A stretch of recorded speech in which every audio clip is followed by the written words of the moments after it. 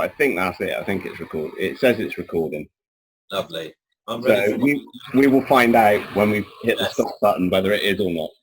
I'm ready for my close-up, Mr. DeMille. Excellent.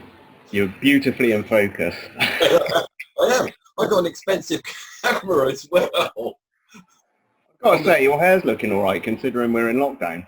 Thanks very much. Yeah. I get somebody in special to do that. Yeah. The cat. The cat.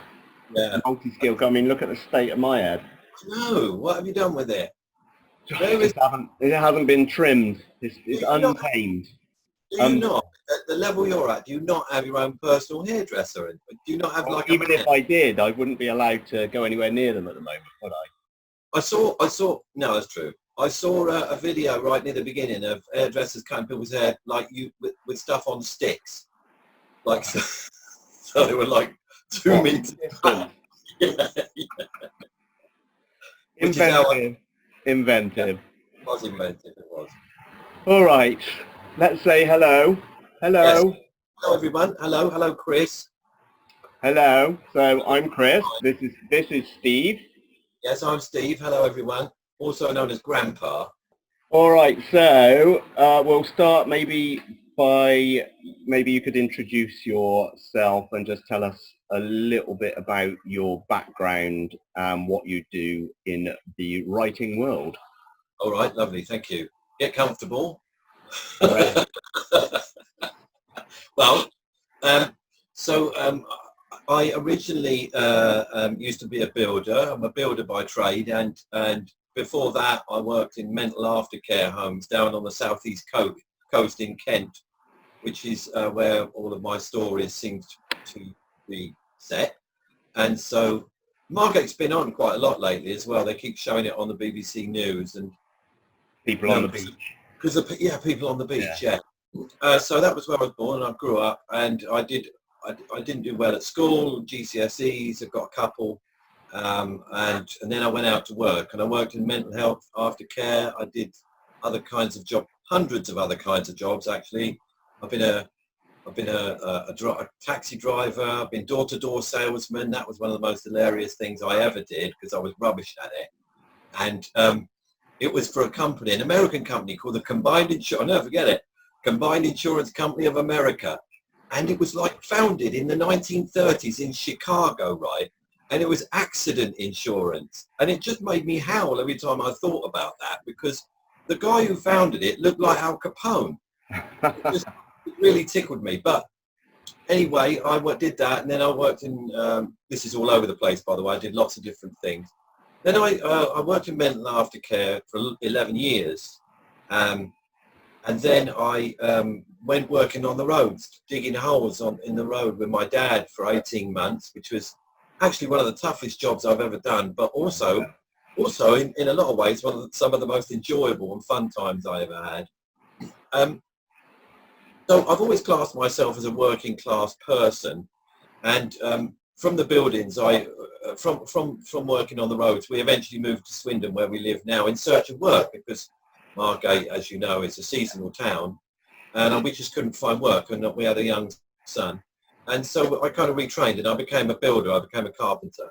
And that was all going very well until I got to about 40, when I was diagnosed with a chronic arthritic condition, which means my head doesn't move, my rib cage is set, and it's all very miserable, as you can see. You see how miserable.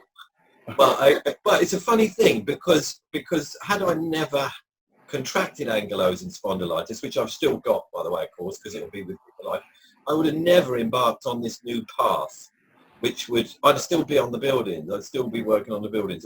So in a lot of ways, I've kind of got ankylosing spondylitis to thank for my change in direction, you know. So I had it, and my wife and my wife decided to train as a nurse because I couldn't work anymore. They gave me full benefits. I had full benefits, and I was told I'd never work again. And so my wife had already started very, very furtively doing her training to be a nurse, because she's always wanted to be. Always wanted to be a nurse, and we had 2 young children. And then, with me being at home, then I looked after the children. She went through her training, and she did all her studying, but she started bringing home books, because she needed her A-levels before she could go to university, because she was about as well educated as I was when we were children. Right. And came home, and she came home with books on literature and maths and all kinds of stuff. And we would try and figure out this stuff between us, you know. And Othello was, I never forget, she brought home Othello. And she said to me, I have not got a clue what this guy is saying. And I said, give it here, I'll have a look. Yeah, no, nor have I. No, I have no idea. What? Why do, it's funny, isn't it? Why don't they write in English, these people? What's wrong with them? So we were really shocked by that. But we decided the only way we would ever understand Othello is to go and see it. So we blew all of Teresa's money. We didn't muck about. We got a babysitter for the kids. We blew all of Teresa's money on a trip to Stratford-upon-Avon, to the Royal Shakespeare. We didn't mess about. We didn't go down the local video shop. Would have been cheaper. Much. We stayed in a nice hotel, and bearing in mind that Teresa and our experience of theatres back then was like once a year to the pantomime. We weren't theatre going people. We weren't, you know. And even when we went into the Royal Shakespeare Company, I can remember sitting down and thinking, any minute now somebody's going to come across and say, come on, you two, you know, out. Get out. Get out. But, you know, it's amazing, Chris, because the curtain went up, Othello started, and then the penny dropped. It was like, okay, I get it now. We both got it. We both absolutely got it, because we could see it, we could hear them talking, and it all fell into place. And I kind of fell in love with all this stuff then that I completely ignored and avoided in my youth. I just couldn't be bothered with it in my youth. And so there it was. I was just fell in love with it all. And then it built from there. And then Teresa went on to be a nurse, which, you know, built and built and built. And I went to university, and then I did my, somehow managed to get, well, I went to college first, and then I went and did my BA at Bath Spa University in creative writing. I was so excited. I was like 40 years old, sat with all these 18-year-olds, half of them hung over, you know, or still with bits of pizza hanging out of their hair and stuff like that. There was me like, tell me other stuff.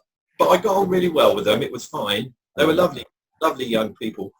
And I was just in love with this whole thing. I don't know if anybody's ever been to Bath Spa campus, but it's absolutely stunning. Yeah. Have you been? Huge. Yeah, I've been on there a few times. It's massive, isn't it? It's beautiful. I couldn't believe my luck. And then when I got to the end of the BA, one of the creative writing lecturers there said, have you thought about the MA? And I thought, no, do the MA as well. So I managed to scrape together the money from a little bit of inheritance money from my dad, and I managed to pay for my MA. And I went again. And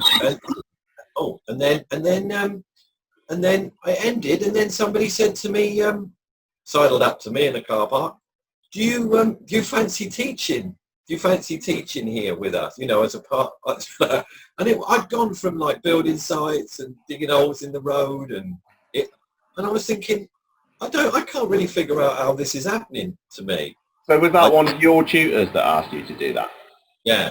They, as you can tell, once I get started, it's difficult to stop me, and I think they recognise that. Yeah. He'll be all right. We'll chuck him in with the kids. They won't, even if they don't like it, they won't be able to get their hand up or a word in. So he'll just keep. Please, sir, can I speak? Yeah, no, you can't.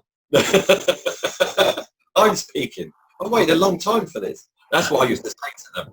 They're lectors. So then I taught there, and I taught there for 10 years, and then during that time I also applied to work for the Open University, and so that was absolutely brilliant too. And I've been working for the Open University ever since, and I stopped working at Bath Spa for one reason only, really, and that was because I loved it there, but I wasn't getting anywhere, not really. And there's a job across the road, which you'll know about, Chris, because you've been to the college where I work. Yeah. I've got a job right across the road. It was 40 hours a week.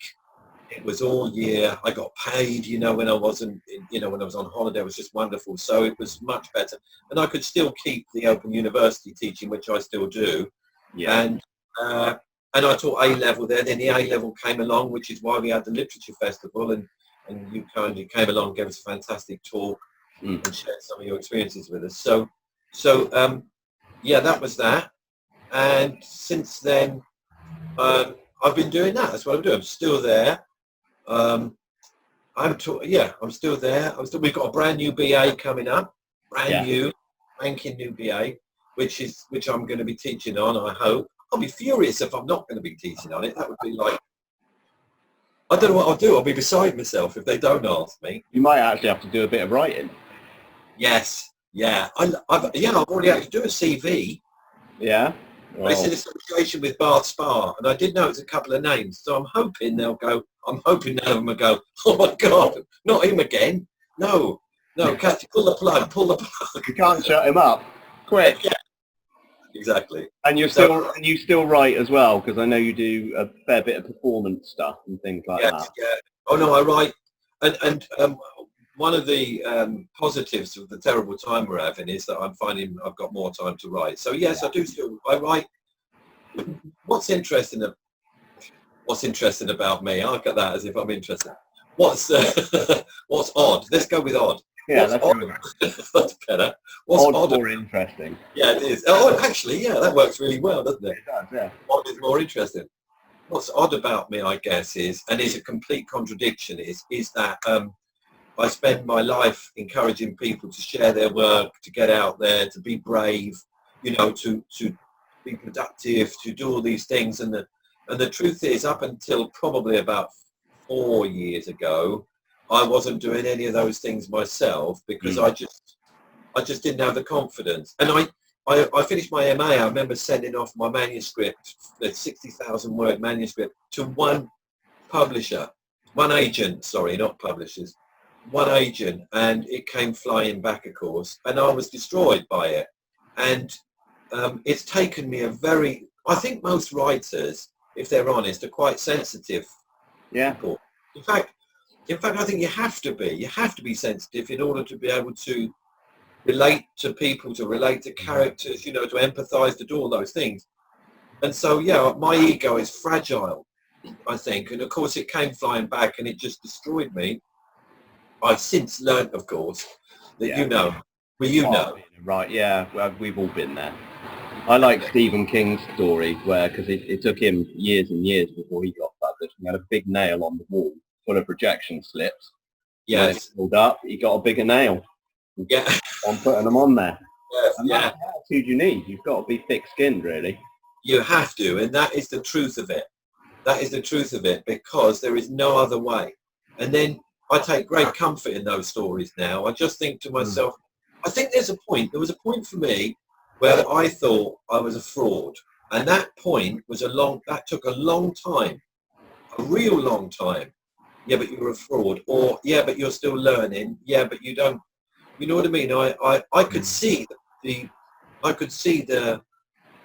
problems with my own writing. I could see what I didn't like about it. I didn't know how to solve those problems necessarily, but I could see them, and they held me back.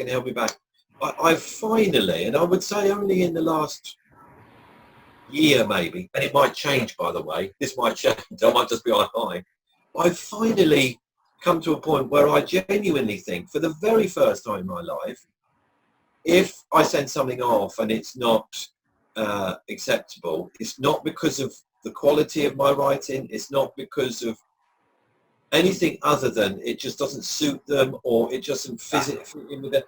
I now think I actually am. I would now like to call myself a practicing writer. I still struggle very much. I can't say to people I'm a writer. I just can't. I can't say it. And I don't think I am. I'm lots of other things too.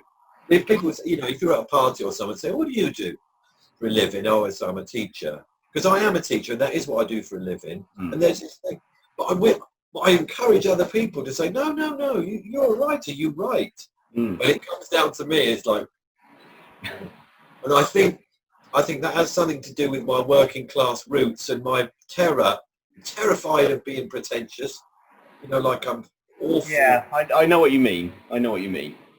But we are writers. We are. It's just, and there are writers and writers. But you're a writer. You are too. There you go. We do it for each other. Yeah, thank you very much. Thank you very much. And I think that might be where lots of people have barriers, don't they? You hit these barriers, and a lot of it comes down to confidence, I think, and being thick-skinned. And yes, you've got to go through the process and learn it. You have, and it's learn it. That's right. It's learn it. I think a great many people, in my experience, come to creative writing and through no fault of their own, but with the wrong idea about it. Yeah. And so they believe probably when they pitch up that they've and of course some people are quite good writers when they pitch up, but you'll get a mix. Especially in my experience of teaching, you'll just get a mix. And the first thing you have to establish with them is that it's a craft. It's all about the craft. Like any great art, it's all about the craft. And that sometimes is very difficult to get people to understand that. But I have this great analogy. I think it's a great analogy.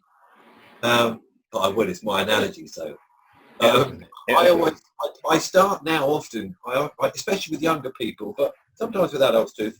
I start with this question. I ask people if anybody can play a musical instrument, which I know you can, and I say to them, like anybody, and you get a few hands go up, and you say to people, what are you playing? They say, I play piano. And what grade are you? Oh, I'm 6th or 7th grade. And I say, oh, fantastic. And when you started, what grade then? Oh, I was not a grade at all. And were you any good? No, I wasn't. And I said, right, just hold on to that thought, because that's what creative writing's like. That's what it's like. It's like learning a musical instrument. You wouldn't go to a music class and just expect to pick up the guitar and play it like Jimi Hendrix. Exactly. It's just not a thing. You have to. Jimi Hendrix didn't even pick up a guitar and start playing like Jimi Hendrix. And then you get the argument. Some people who say, well, you can't teach creative writing. I think that's bunk. I think you can, but of course, the thing is, we're not all going to be Jimi Hendrix. We're not all going to be Stephen King. No. We can become writers, can't we? But we're like footballers. We're not all going to be Lionel Messi. Some of us are going to be kicking about on a park, but if we love it and we enjoy it, it doesn't matter. Exactly. And people take, my experience as I've been doing this for a long time, is that people take all sorts of different things from creative writing as well. Some people just use it to keep their brains active or to help their mental health. And there's all sorts of stuff you can do with it that doesn't necessarily mean being the next J.K. Rowling. Yes, exactly right. Yeah. And I've taught people with mental health problems, because it's cathartic, like you say. It's just really a wonderful way of release, but it is a really, really enjoyable thing to learn. But it is the understanding that you are going to learn it. And the only way I know to learn anything is by practice. Yeah. There's no other way, is there? So exactly right. Any form of art is the same. Writing is a form of art, so you have to practice it. Unfortunately, I do think I think I might have said this to you before, but I think the word creative bugs me a little bit in terms of academia, when you're running a course. I know it's creative, but it's so much more than that. To my mind, it should be called the craft of creative writing, or the word craft needs to be in there somewhere so that people understand that, because I think some people, again, not all, but some people will come to start a creative writing course and they will genuinely think it's a magical thing. It's like a gift, and the writer's voice is the gift. I think, that whatever that is, that spark that makes them individual. But that takes time as well. You don't find it immediately. No, you absolutely don't. You don't. That's so true. You've got to go in search of that, and the only way you can find that again is practice. Yeah. You experiment, don't you? Yeah, absolutely. But it's a wonderfully enjoyable. I'm addicted to it. It's the only thing apart from cigarettes, which I don't smoke anymore. I haven't smoked for 20 years. But it's the only thing that I've ever really been hooked on. Like I can't stop. No, and that's another thing. Like you say, that makes it always sound. I always used to think, oh, writers like 8 hours a day, 6 days a week, and that's true of some writers, but that's not. No, the minority, I think. I think so too, and also writing, doing the process of writing, is so much more than just doing the process of writing. Mm. You know what I mean? It's the reading, it's it's the thinking about stuff. You know, it's so being in the right headspace to write in the first place. So you've got to be in the mood, basically. You absolutely have got to be in the mood. A great tip somebody gave me once as well was, which I've always tried to remember. I don't always remember it, but I always try to remember is always stop when you're doing really well. Always stop when you're really doing well, because if you hit a wall and then you think, oh, I'm going to stop, you walk away. The next day you think, don't want to go back to that. Yeah, but if you walk away and you were like, woohoo, it's like, back you go again. That's back the in time. the zone. Yeah. That's a good piece of advice. Yeah. Right. I'm going to start on some of these questions. Of course, yeah. If I may. Yeah. So you currently teach at the OU and at New College in Swindon, isn't it? That's it, yeah. And what courses do you actually teach? Oh, so for New College, I'm what is known as an academic instructor. It sounds ever so grand, doesn't it? I feel like I should have a hat or something, or at least a cloak. A wizard hat, I think. A wizard hat and a cloak. I'd like that. I'd go with that. I would. With AI on it for academic instructor. Anyway, I do that. So my job there, I work in the English department, and I go in and out of classrooms supporting teachers, but I also, so it's a bit like a classroom support teacher, but it's more than that, because I also have to teach lessons. So if the teacher is off sick for any length of time, and sometimes they are, then you take over all the classes, you deliver the lessons, you do everything that a teacher would do. Like a substitute, I suppose, teacher, only always in the college. So I do that, but also my other role there is writer in residence, which, so I provide all kinds of writerly stuff. I have a writing group, a reading group, and you know, the Lit Fest when you came along when we were doing that kind of stuff. So I organise writing stuff. And that's kind of extracurricular activities, is it? Exactly, yeah, exactly. So we do all those kinds of things. And of course, soon I'll be doing the BA as well. That would be part of the job there as well. And then for the Open University, which I've done for over 16 years now, what am I? I'm going to say, I've only been doing it 16 years, so you can understand my pause in there. I'm an associate lecturer there, and teaching on the A215 creative writing, which we're still doing at the moment. And unfortunately, they wound it down this year. So the students, I think I did mention that to you, but in fact, I've been in some marking today, so I'm just finishing out the last marking of my students' work. So I do that. That's the two jobs. Cool. And what age group do you prefer? Well, what age group do you teach, and what age group do you prefer to teach, and why? That's a great question. I like that question. I have taught A-level students, and I've taught GCSE students, like briefly, creative writing during the course of their GCSEs, but actual creative writing A-level, so anybody from what's that, 17 to 18, 19-year-olds, and then adults onwards, and undergraduates and then up. So that's when they go to university, 18 and up? 18, I think, yeah. They're the groups I like to teach. I have to say that my experience of teaching A-level creative writing wasn't great, and I didn't enjoy it. And I was actually glad when the government decided to pull the plug on it. A lot of people said to me at the time, "Go on, but you're really disappointed, aren't you?" But I wasn't. And the reason for that, really, the why, was because and it might just be my own personal experience, even my own ability. It might be something to do with my own ability, but I found it very difficult to get students, 16, 18-year-old students, to engage with that whole idea of craft.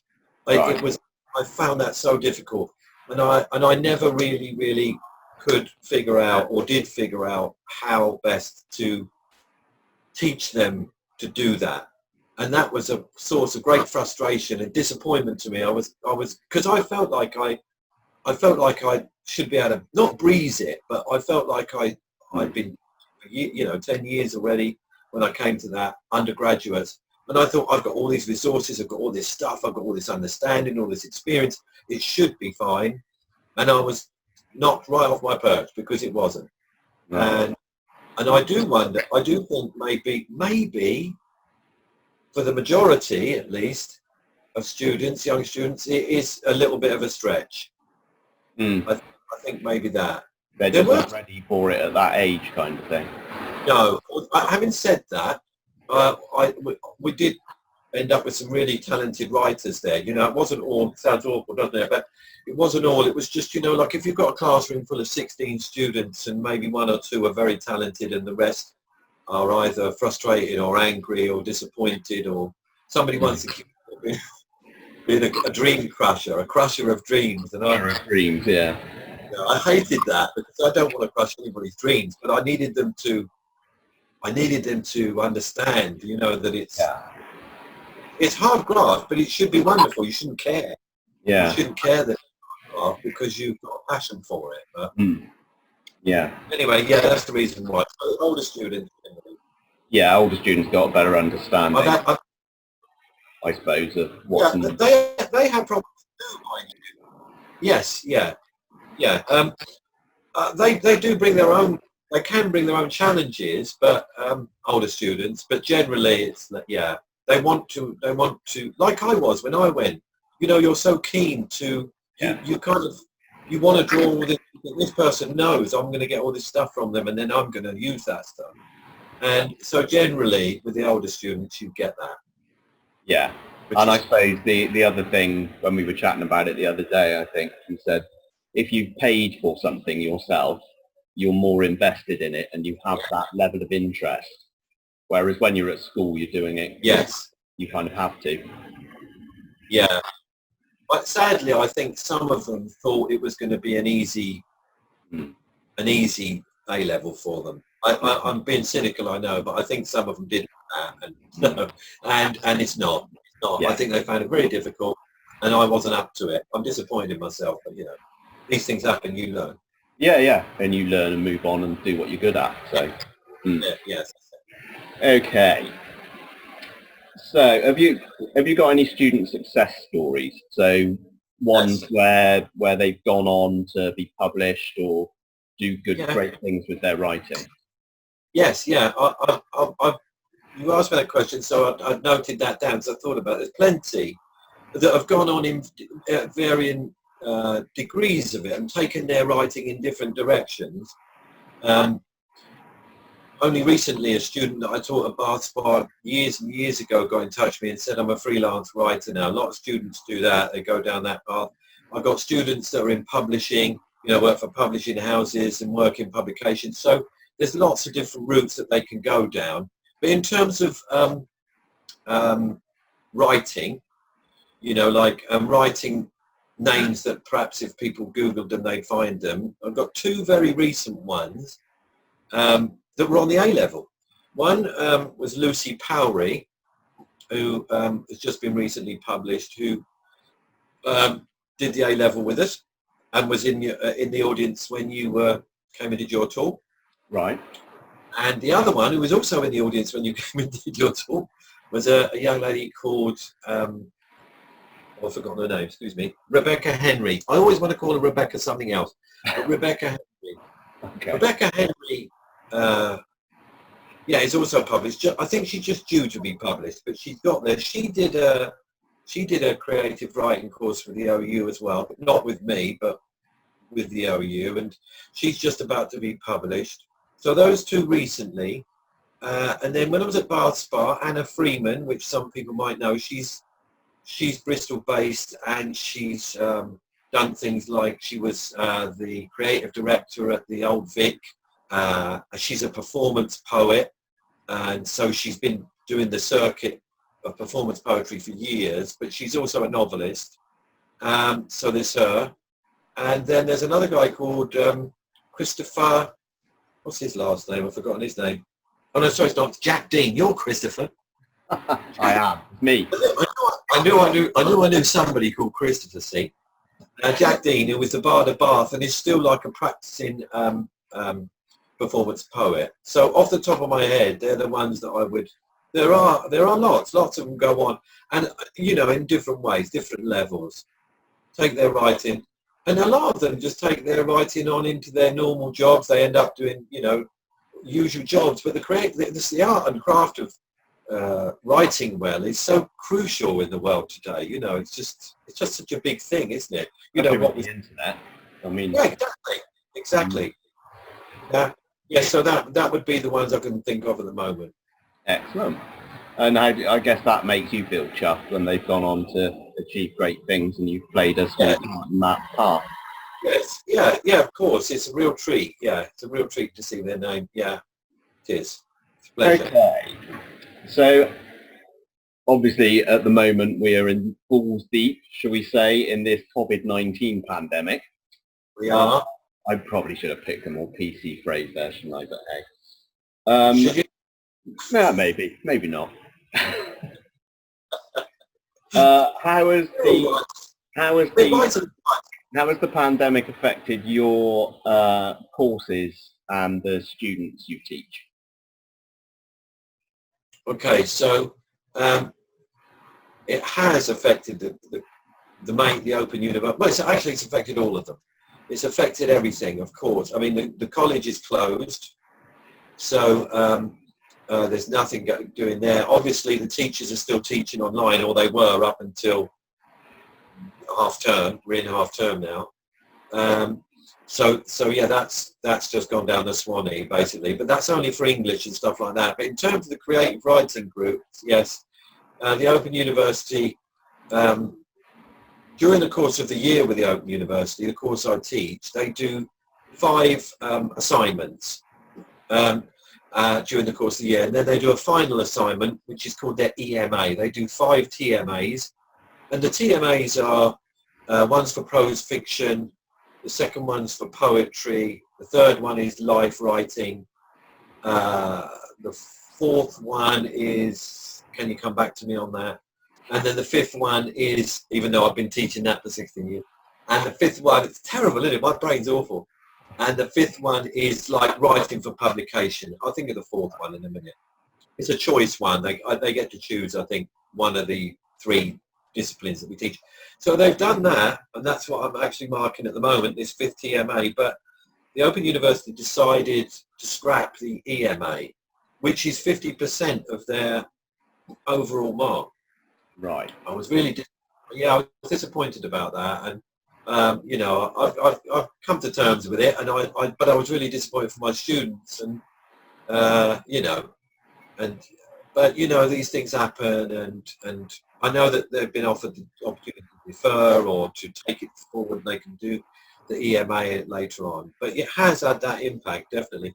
Like it has on all of us, really. Well, I think I've been really lucky because my students have taken it very well. There were a few of them were disappointed, but nobody up in arms, fortunately. I would imagine some students, on the entire course would be up in arms about that. But my particular group, fine, it's fine. They've coped well. Good stuff. Yes. Right, I'm going to move on to some questions from some writers that I know in a Facebook group, a Flash Fiction Facebook group. Excellent. All the authors of the Flash Fiction Writing Challenges. It's worth checking out. So the first question is from Mary Fox. And Mary said, so much creativity in writing occurs from the excitement students stir up as a group and from immediate heartfelt feedback. It also feeds the teacher's energy. How do you get this energy going in completely online classes? Yeah. And do you think COVID-19 dragging on all our senses of well-being makes it harder to write? I'm going to answer that in reverse. Yeah, okay. COVID, I think it depends on the individual whether it hampers your writing. I think for some people it sort of is like, oh, I've actually got an opportunity to do more. And for other people, I've heard other people say, I just can't. I'm just not in the right place and not in the result. I think it's very personal to the individual. And so I think it depends on who you are and how you approach the writing process in the first place. I just think, like especially now with things, I think if you can't write, I'm sure people are doing this anyway, it's probably obvious, but I would just say keep reading, keep picking up books, keep getting books in your head and of course read widely, grab stuff you wouldn't grab, ask other people to pick your books for you, all that sort of thing. And as for the teaching online, that is the biggest challenge of all, is how do you fire people up? It's very difficult. And it's only really this year that I think 16 years, I was always very slow. I've always been a slow learner. Terrible. This year, for the first time ever, because that's bugged me for a long time. How do I motivate them? The forums are all online, like your Facebook book group, I guess. It's slightly more complex, but that kind of format. Yeah, so you kind of have to G them up. You have to kind of get them going, all in the written word. For years, I tried things like I'd post TED Talks, I'd post anything, I'd be on YouTube, I'd research loads of stuff, writers talking. So I'd use all that kind of stuff. And that would be something. Constantly logging in and logging out, of course, and responding to people very quickly is important with the online stuff. So they know you're there. So they're there. So the first thing you have to establish is like, I am going to be here on this day at this time, this day at this time, this day at this time. I won't be there on these days, so that everybody gets familiar with that. And then you've got to try and get them sharing. And Mary's question about that response and getting people to respond, that is really hard too. It's hard enough, isn't it, when you're in a group and you're all trying to like share stuff, and initially a lot of people don't like to do that. In a forum like that, it is really, really difficult. So I start off with tiny little things. I will say, okay, so welcome to the course. Just post your name, post what you read, tell me what you're reading, and tell me what your hobbies are. And so just to get them going through that process of typing something up, hitting the post button, gone. And then I'll build on that. I'll build on that slowly as the course progresses. So then I might say, tell us what you're writing at the moment. Don't show us it. Just tell us what it is you're writing. And then, of course, you can go back and forward. What problems you're having with it, what point of view are you using? You can slowly do that. And I've done that for years like that. And it's had varying degrees of success. And again, that's very much to do with the dynamic of the group, the people, and not just the dynamic, but also what they're doing themselves as individuals, their lives. Some have got lots of children and all kinds of other stuff that also plays into it all. But now, this year, for the first time ever, which I think has elevated me, it feels like it's really pushed it on, I've started making videos for them. Like this? So, yes, like this, exactly. Yeah, exactly like this, with as much waffle. Like I say to them, with me talking to, I say, I start with just a short video to say welcome. It's like 16 minutes later, 20 minutes. I really had to sort of say, no, you just got to go on there. They're not going to stay. So I started doing that, and I did it right the way through the course. I made them videos, and I talked to them about what I know from past experience, the barriers they're going to hit, the things that are going to put them off, the sections where they're going to be more nervous than others. Usually that's the poetry, but most. So, and to talk to them about that, and to let them see that I'm just a bloke, I'm just a normal bloke. I know I look magnificent. No, but I want them to see that. I want them to see that I'm just because again, there's this fear that, when they couldn't see me, couldn't hear me, they get this impression that, oh, he's a lecturer and he works for university, and I think sometimes they can be barriers for people. I wanted to strip all that away. I wanted them to see that, you know, I was approachable. I am a really firm believer in a couple of things when it comes to teaching. One, that you need people to be as relaxed as possible in order for them to enjoy their writing, and they need to be in a position where they think they can ask you absolutely anything, and it is not going to be a problem. It's just, you know, yeah, cool. And that I believe in, and I also believe very strongly in humour. I believe humour is a great way to teach people, and I try to use that in my teaching. And because I figured out years ago, I thought to myself, it's very odd thing this.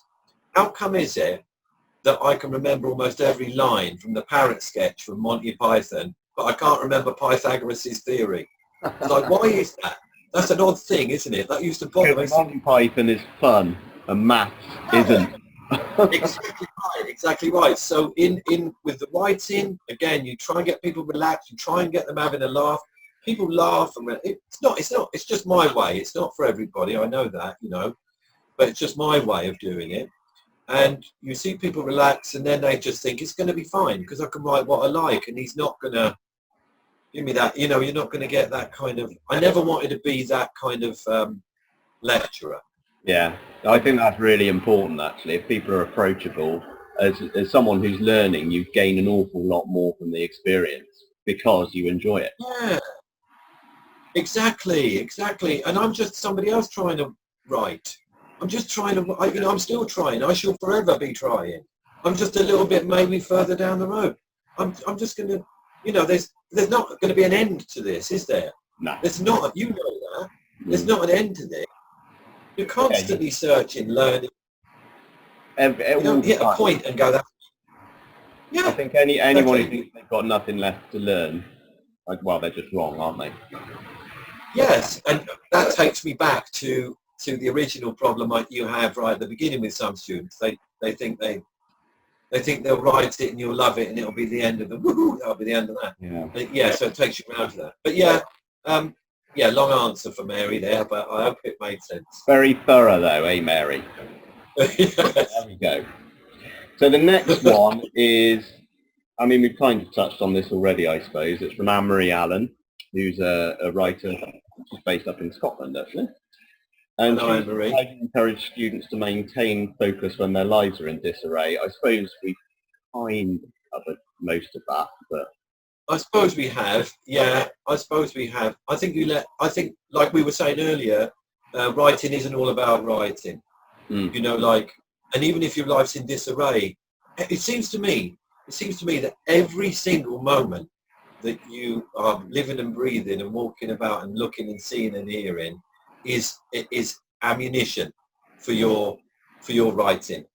And it might be that the distraction is something that takes you seemingly so far away from your writing that the last thing on your mind is your writing. All that stuff, whatever it is material, it's useful, and we need that, I think. So yeah, even within all that confusion, all that kind of thing, I think you're still, as long as you understand. That's the other thing. I think some people they would start something, then they don't do it for a long time, then they think, oh, I can't go back to that because I stopped doing it. So I think you can. It doesn't have to go bang. It doesn't have to be quick. Don't beat yourself up if you walk away for 6 months. It doesn't matter. Walk away and then come back, you know. It's fine.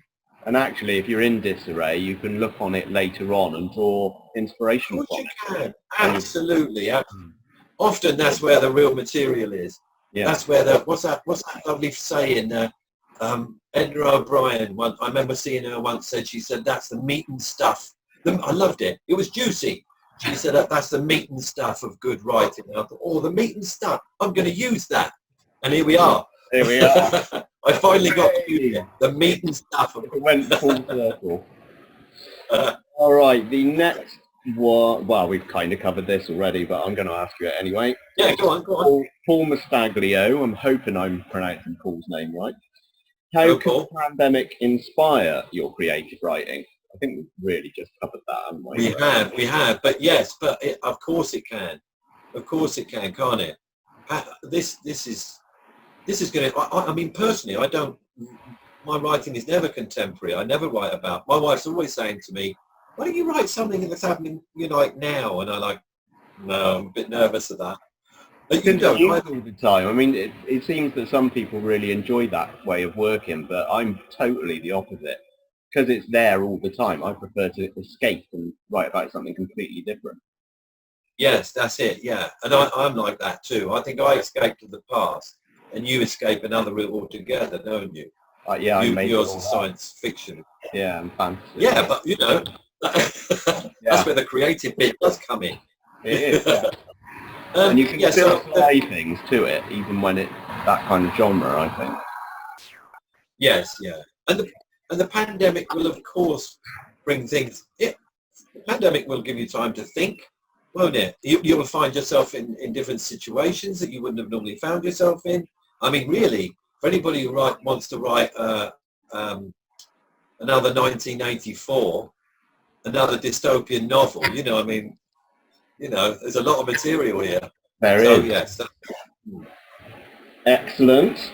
So the next question is from Klaus Gelling, who is a German author. And said, the pandemic isn't just another crisis to write about, it's a complete game changer. What does it mean for choosing topics, and how does it affect our levels of creativity and, in particular, our humour? Oh, wow. Well, look at our humour. I think our humour's doing okay. And I think, but of course, it depends. I'm having a very easy, probably, lockdown, and so of course it's going to affect people in different ways. If I was living, like you hear some poor people, well, don't hear, some people are living in the most awful conditions. I've got a nice garden and we've got a nice sized house and there's only the two of us. My kids are safe and well and grown up. So I probably am in a very, very privileged position to be able to still keep my humour and be good humoured.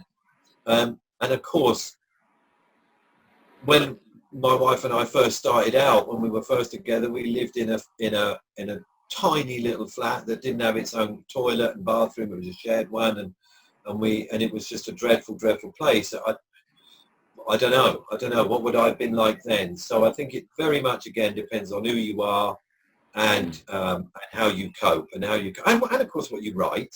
Like there's all these other things that tie into it.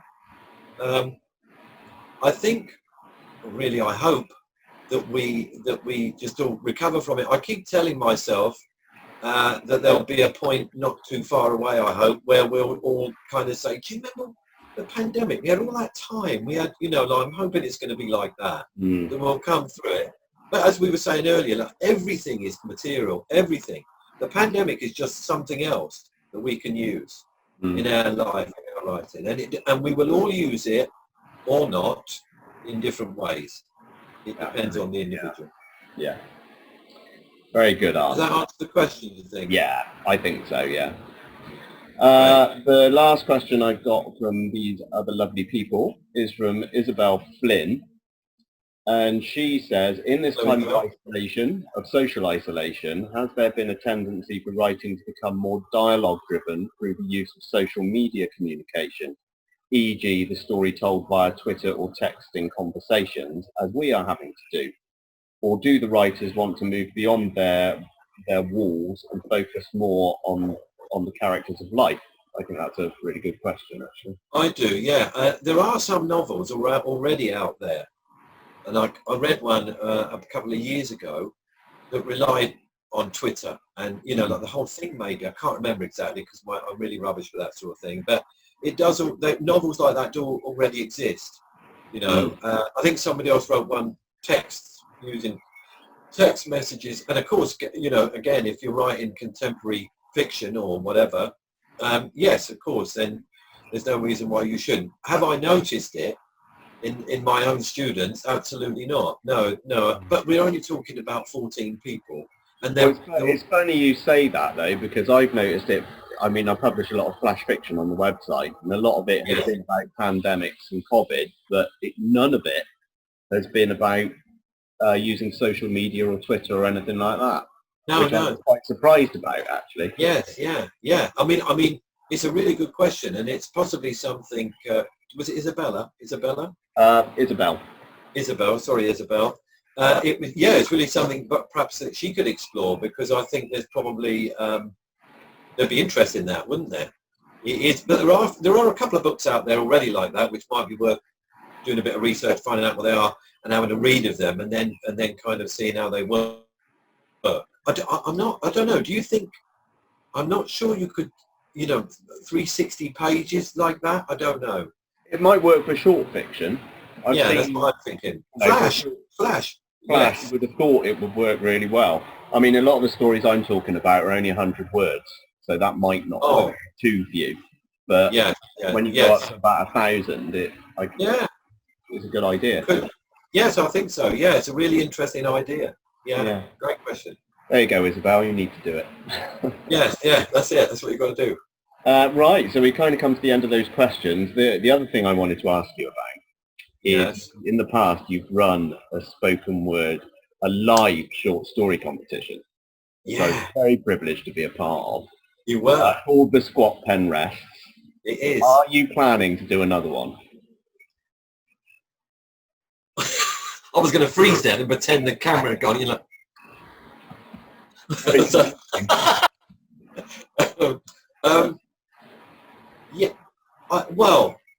I hadn't, if I'm honest. I did. Well, okay, so get comfortable again. I'll be quick. When I did the first one, it was really, I absolutely loved it. I loved the organising of it. I had a wonderful time. It was great. You came along, and it was just wonderful. And I had this whole idea that people that do this, that we do, that you do, perform and go, there was never any money in it for anyone. And I don't mean like shed loads of money, but just like this, like, well done. Thanks for coming. Here's your petrol money, or something like that. And that was the whole idea, thinking behind it, was to reward people. I didn't want it to be a competition like Britain's Got Talent, or I didn't want it to be like that. I wanted it not to be about competition really, but I also wanted that element to be in there, and so that people were rewarded. And so I did it, and I really enjoyed organising it, and it seemed to go very well, and a packed house, didn't we? Yeah. And great. And then I went away and I thought, right, I want to go bigger. And I started looking into all kinds of ways where I could generate bigger prize money. I thought, why? Like you see online all the time, competitions, £500, £1,500, £5,000. There's these competitions in there. And I thought, why not do the same again? Why not do the same again? Only this time, I had this whole new model that slightly changed, so that again there would be like half a dozen writers like you that would make it to the final. Every single one would walk away with cash, every single one. So you kind of almost got like an appearance fee, almost. At the very least, you got that. Yeah. And that would be like, I wanted it to be at least £100, And then for the winner, they would get something in second. And I didn't know about second and third place, because with only 6 people, it leaves 3 people with like nothing. And I didn't want to do that. I just wanted like an out-and-out winner, and then the other 5 people would go home. Anyway, I looked into it, I went to the Arts Council, I tried to fill out their form. Then I discovered that they wouldn't fund anything if it's a competition. So that all went out the window. And then I was approached by the Swindon Arts and Literature Festival here, the guy who organises that, who said to me, I'd heard about the thing, I'd heard how successful it was, and I'd like it to be part of the Literature Festival. So I went and had meetings with him, we sat down and talked, and his vision wasn't exactly my vision, and I nice guy, it wasn't quite the same, and I came away and thought, no, that's not really what I want to do. I just couldn't find the money. Then I got ill. I was ill for about 2 months. Right. And it just, you know what I mean? And it's just gone on and on and on like that. But now I'm thinking maybe it should be time. And I'll tout it with this kind of every 5 years, every 27 years, there's competition. Because if you remember, it was the Squat Pen Rest competition, what was it? The World Championship short story writer of the world. I've still got my mug. I should have bought it up here for this. It's a glorious bit of kit, that mug. It is. That's a prize. Yeah, that's right. Yeah, it was fun, I think. I tried to make it, again, I wanted to make it fun. Yeah. But anyway, yeah, sorry, a really long answer. But yes, there's a possibility I will. And now, of course, since you asked me that question the other day, strangely, now I'm thinking, could I do it online? Could I do, would you? Good. There's more and more stuff going online now. Exactly. I'm going to be reading tonight at an event online. Like more and more people are doing that. And so, yeah, I did think so. What event are you reading at?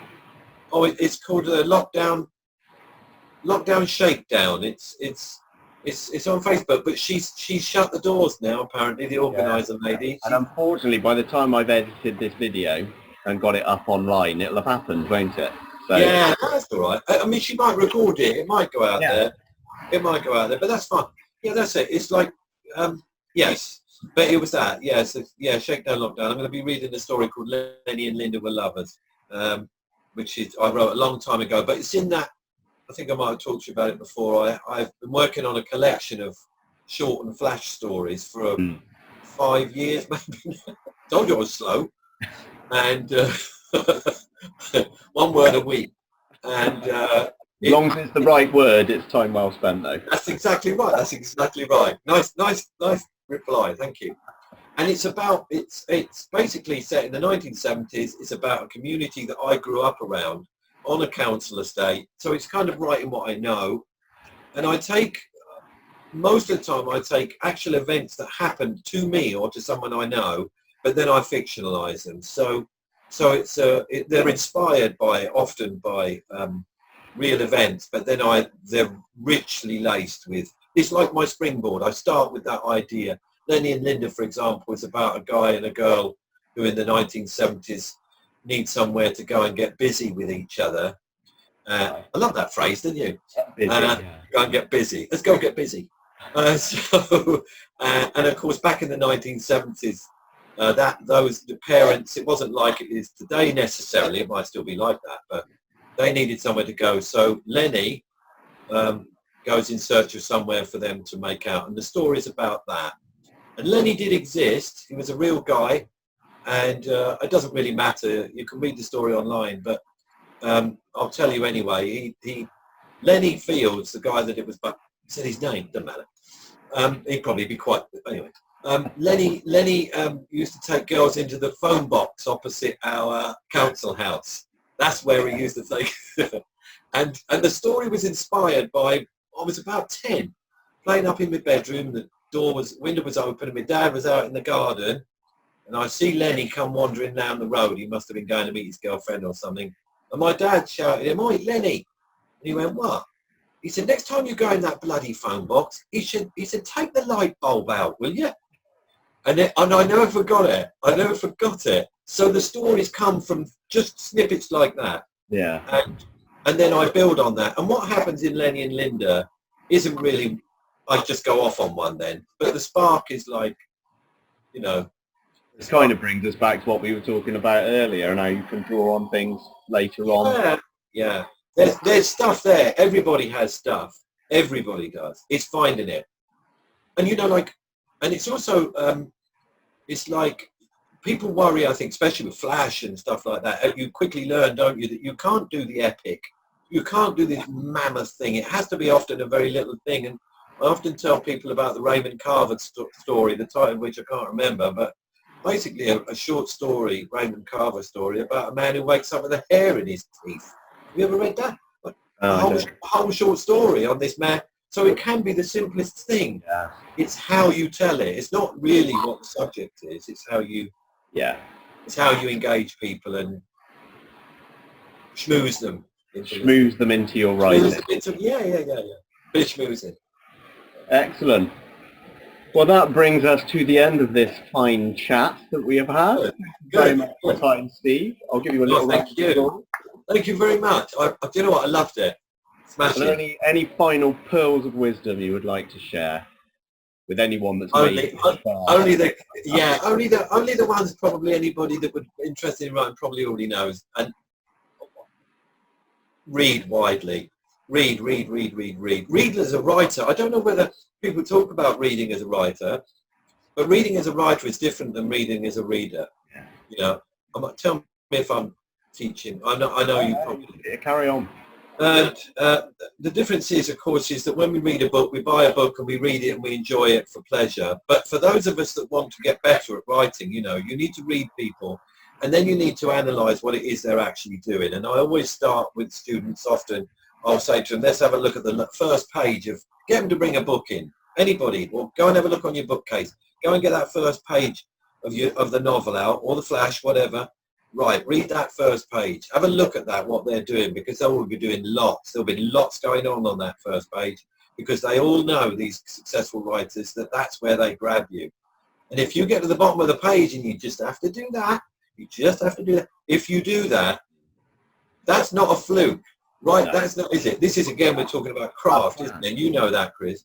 And so I would say read widely and try and read for pleasure. And then once you've read for pleasure, it's always worth nipping back if you really like someone and have a look at what they're doing. And don't be frightened with a pencil. This is sacrilege. Some people have chased me with pitchforks and do it. You know, make some notes. Exactly. Make some, write in there. Write. Tell yourself what it is. Oh, I've spotted that. I'm using that. It's another thing. I remember. I'll tell you very quickly. This great quote. Oscar Wilde. He gets attributed with all sorts of things. Oscar Wilde, doesn't he? But apparently he was at a dinner party one day and this guy said this really witty, clever thing, whatever it was. And Oscar Wilde said, oh, I wished I'd said that. And somebody else along the table said, yeah, you will. And then they get that attributed to him. Yeah. And he said, that, I think it was Oscar Wilde that said, you need to be a magpie to be a good reader. You know, you pick stuff, you see stuff, it's shiny stuff, good stuff, you pick it up, you take it for your own, and you... I advise people to read, if they read something for pleasure and really enjoy it, read it the second time and work out why. Exactly. Yes, great tip. Yeah. Absolutely, it's a great tip. That's exactly it. Excellent. Well, thank you very much. Thank you. I loved it. This was our first interview. Yes. The first of many. Yes, yeah. Yeah, see you tomorrow. Exactly, yeah. More to the second episode tomorrow. So too. I'm now going to hit stop on Zoom and pray it's sorted it all. Okay, thank you, Chris. That was wonderful. Thank you very much. Enjoyed that.